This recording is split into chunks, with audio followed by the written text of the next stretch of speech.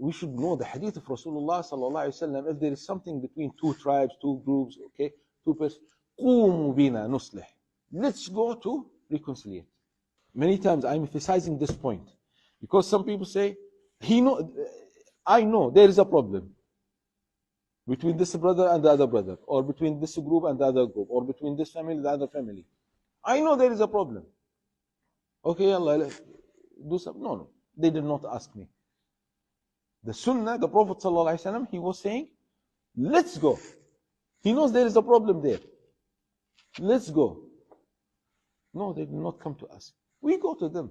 You wait until they fight. Some brothers, they say, if they are not asking you, if they are not complaining to you, don't help them. Why? Because if you go to them, if you speak to them, they tell you, it is not your issue. Habibi, let them say that. This is Amr Ma'ruf Nahy Anil Munkar.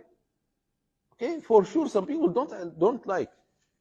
For sure some people don't like, but we should try to interfere in a wise way. In a wise way. The Prophet ﷺ said, or maybe sometimes they will not accept from you, they will accept from another person. So go to this another person and tell him there is a problem between this brother and the other brother. Please try to reconcile.